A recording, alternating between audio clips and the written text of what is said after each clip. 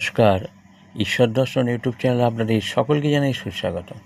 আজকে ঈশ্বর কথায় ভগবান শ্রী নারায়ণের এবং ভক্ত সনাতন বৈষ্ণব এবং বৈষ্ণবী মানে স্বামী স্ত্রীর একটি কথা বলবো।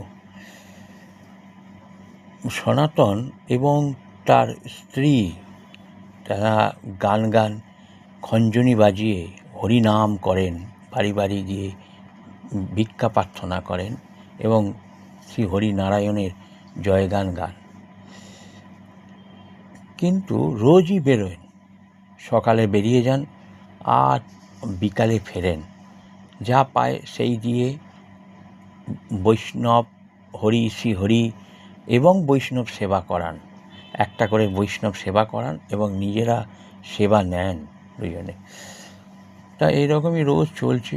একদিন দুপুরবেলা গান গাইছেন, হঠাৎ করে বৈষ্ণব সনাতন তিনি যেন তার মাথা ঘুরে গেল, শ্রী হরির নাম করছেন, মাথা ঘুরে গেল, গান আর গাইতে পারল না, পড়ে গেল মাটিতে। তার স্ত্রী তাকে করার চেষ্টা করলো, কিন্তু কেউ নেই, চারিদিকে কেউ নেই, এবং যে বাড়ির সামনে করছিল তারাও কিন্তু কেউ বেরিয়ে আসেননি।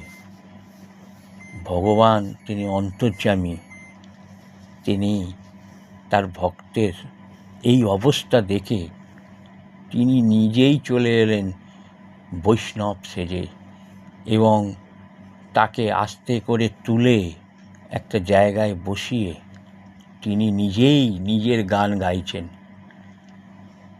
এদিকে সবাই যেন মুক্ত হয়ে গেল, সবাই বেরিয়ে এলো, ভিড় হয়ে গেল, সবাই দান দিল।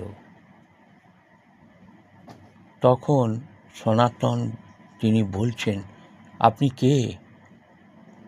আপনি কে বলুন, আমি তো বুঝতে পারছি না। তখন বললেন, ভগবান বলছে, আমি তোমারই, আমিও ভক্ত, বলে চলে গেলেন। এই ছিল সনাতন এবং তার স্ত্রী এবং শ্রী হরির একটি কথাটা বেশি করে শুনুন। চ্যানেলটাকে সাবস্ক্রাইব করে দিতে ভুলবেন।